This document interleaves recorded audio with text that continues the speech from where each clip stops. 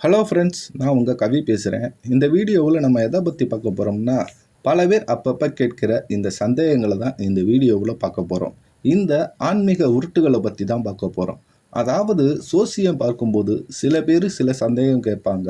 இந்த விளக்கு ஏற்றுறேன், அது நடக்குமா? இப்படி பண்ணுறேன், இப்படி நல்லது நடக்குமா? இப்படி ஏதாவது சம்பந்தமே இல்லாமல் கேள்வி கேட்பாங்க. ஏன் இப்படி கேட்குறீங்க என்று கேட்டால், நான் இல்லைங்க யூடியூப்பில் பார்த்தேங்க. சரிங்க, யூடியூப்பில் யாருங்க அப்படி சொன்னது அப்படின்னு கேட்டால், இல்லைங்க ஏதோ யூடியூப்பில் போட்டிருக்காங்க, அதை பார்த்துட்டு தாங்க கேட்குறேன் என்று சொல்லுவாங்க.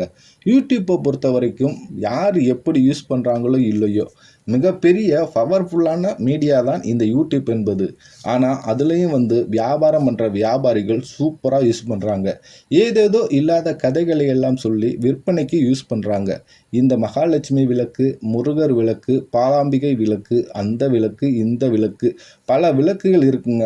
வெத்தலை முதற்கொண்டு விளக்குகள் வந்தாச்சு. ஏதேதோ விளக்கு வியாபாரம் பண்ணுறாங்க.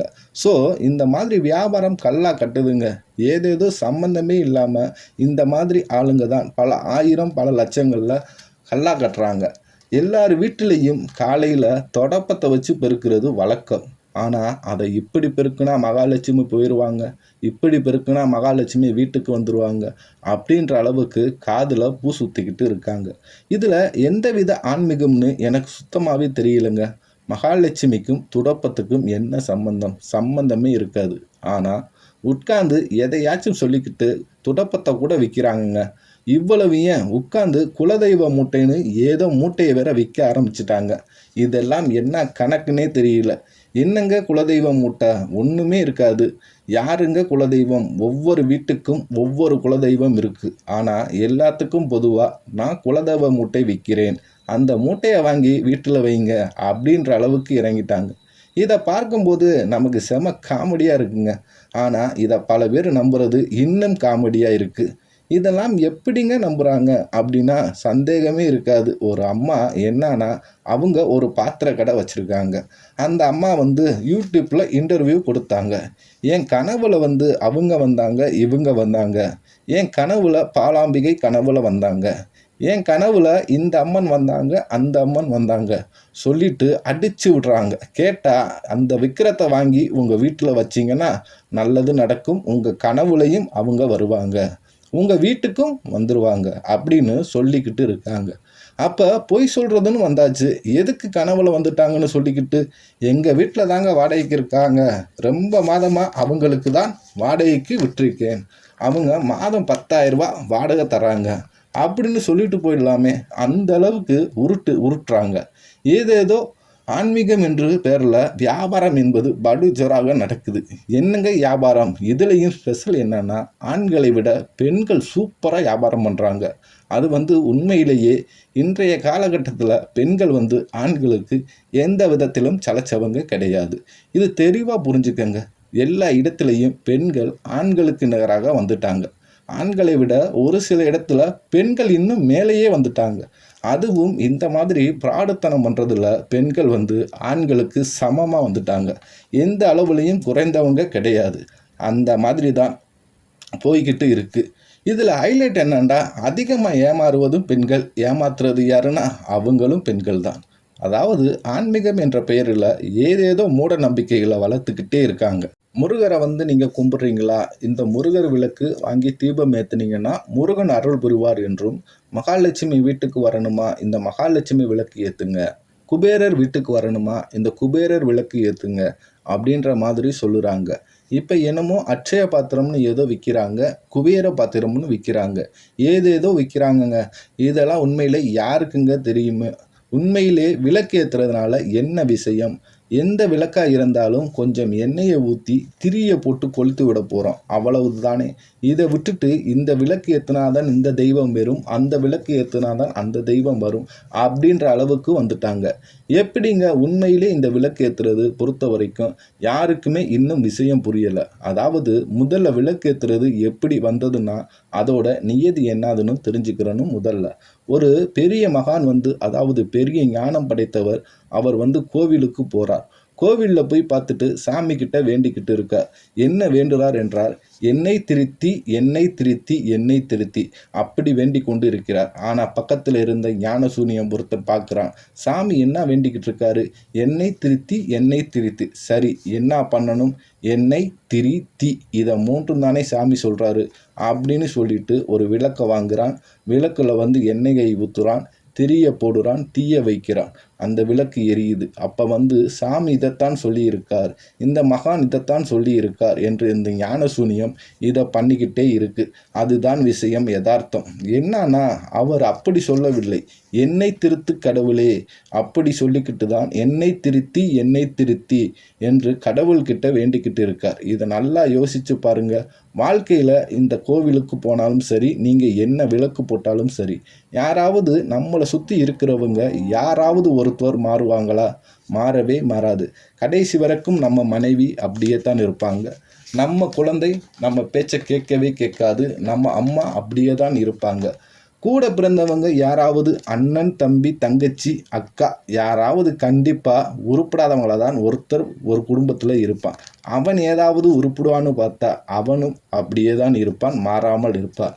அப்போ அந்த கோவிலுக்கு போய் விளக்கு ஏற்றுறதோட தாற்பீகம் என்ன? கோவிலுக்கு போய் சாமி கும்பிடுவதோட தாற்பீகம் என்ன அப்படின்னா, என்னை திருத்து கடவுளே, இவனுங்க எவனையும் திருத்த முடியாது, என்னையவாவது நீ திருத்து அப்படின்னு சொல்லி கடவுள்கிட்ட போய் வேண்டது தான் இந்த விளக்கு போடுறது. இப்போ அதில் பல புதுவிதமான விளக்குகள் நிறைய வந்துக்கிட்டே இருக்குங்க. ஏதேதோ இஷ்டத்துக்கு சீசனுக்கு ஏற்ற மாதிரி மாறிக்கிட்டே இருக்குது. அது ஒரு வியாபாரம் படுஜோராக போய்கிட்டு இருக்குங்க. இந்த பக்கம் பார்த்தா சரி, யூடியூப்பில் அப்படி அளந்து விடுறாங்களே, சரி வியாபாரம் நடக்குது ஓகே அப்படின்னா, டிவியில் வரவங்களும் இவங்களுக்கு சலைச்சவங்க கிடையாது. இன்னும் ஒரு படிக்கு மேலே போய் கருங்காலியை கட்டை வாங்குங்க, கருங்காலி கட்டையை பைக்கெட்டில் வச்சுட்டு போங்க, பாசிட்டிவ் எனர்ஜி கொடுக்கும் அப்படின்னு சொல்கிறாங்க. கணுக்காலியில் மாலை போட்டு கழுத்தில் போட்டுக்கோங்க, அது இன்னும் அதிகப்படியான பாசிட்டிவ் எனர்ஜி கொடுக்கும் அப்படின்றாங்க. இது என்னங்க சொல்கிறீங்க? இவ்வளோ வருஷமாக கருங்காலியை பற்றி யாருமே சொன்னது கிடையாது, இப்போ என்ன புதுசாக சொல்கிறீங்க அப்படின்னா, இப்போ தான் இந்த வியாபாரம் ஆரம்பித்தோம், அதனால் இனிமேல் இப்படி தான் சொல்லுவோம் அப்படின்ற அளவுக்கு சொல்லிக்கிட்டு இருக்காங்க. அதாவது உண்மையிலே யதார்த்தம் என்னான்னு புரிஞ்சுக்கோங்க. கருங்காலினா என்ன ஏதுன்றதை பற்றி ஒவ்வொருத்தங்க இந்த கம்பி கட்டுற கதையெல்லாம் சொல்லுவாங்க. அன்னைக்கு ஒரு டிவி சேனலில் வர்ற ஒரு ஜோசியர் சொல்கிறத பார்த்தேன். சூப்பராக இருந்தது அந்த கதை. என்னன்னு பார்த்தா, கோவிலில் கோபுரத்துக்கு மேலே கலசம் வச்சுருப்பாங்கள்ல, அந்த கலசத்தை பேலன்ஸ் பண்ணுறதுக்கு என்ன வச்சுருக்காங்கன்னா, இந்த கருங்காலி கட்டையைத்தான் வச்சுருக்காங்கன்னு.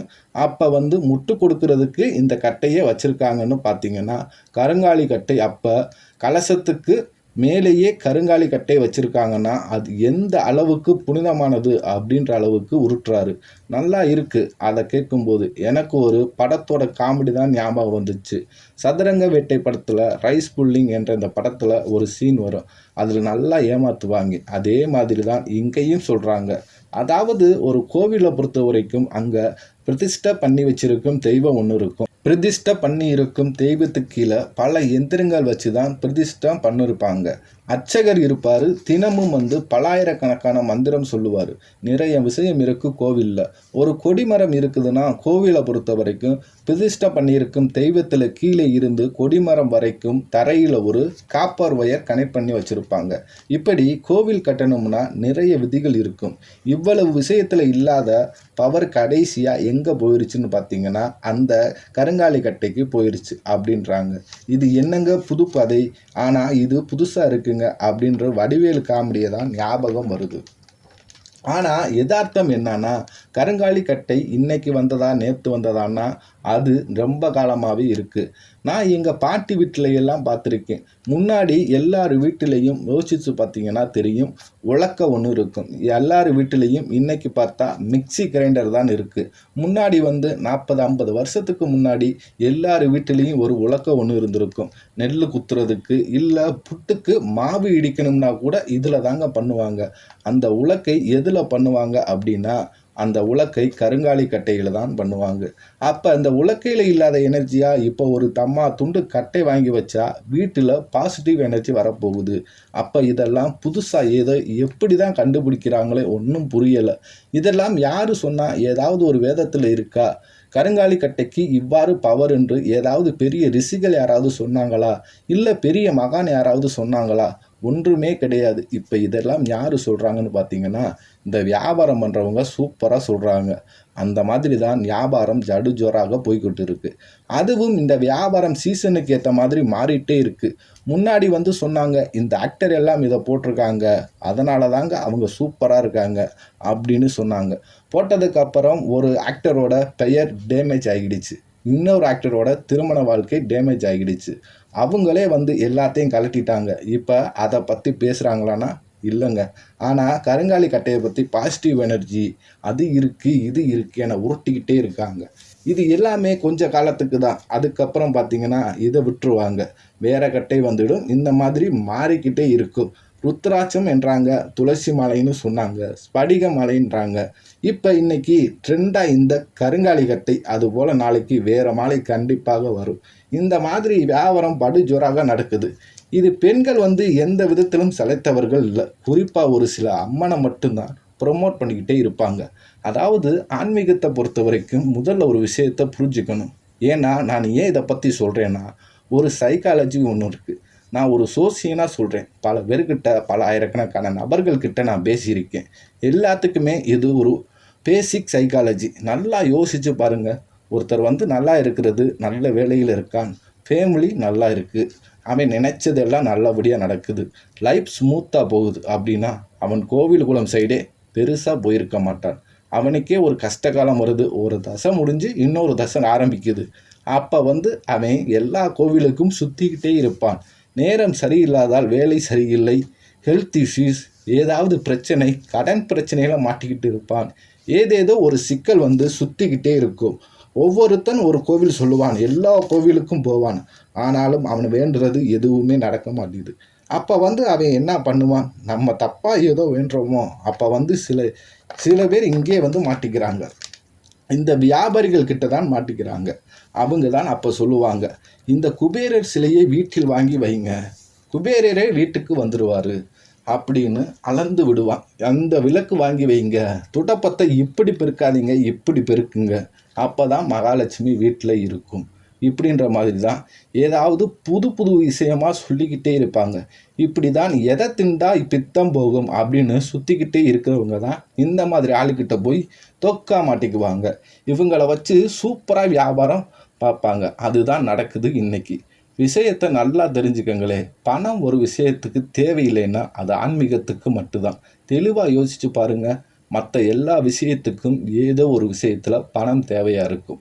ஆனால் நீங்கள் கோவில் போய் சும்மா சாமி கும்பிட்டு வந்தாலே போதும்.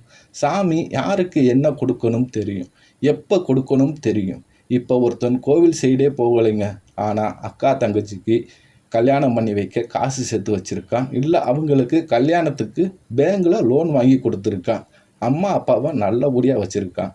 கோவில் குளம்னு பெருசாக அவனுக்கு இன்ட்ரெஸ்டே இல்லை. ஆனால் அவன் யாருக்கும் தீங்கு இல்லாமல் நல்லபடியாக அவன் வாழ்க்கையை வாழ்ந்துக்கிட்டு இருக்கான். அப்படின்னா தெய்வம் அனுகிரகம் கண்டிப்பாக அவனுக்கு கிடைக்குமாட்டா? கண்டிப்பாக கிடைக்கும். ஏன்னா அவன் நல்லதை புரிஞ்சுக்கங்க. இப்படி புதுசாக ஏதேதோ உருட்டுக்களை சொல்லிக்கிட்டு பல வியாபாரிகள் பல வியாபாரத்தை பண்ணிக்கிட்டே இருப்பாங்க.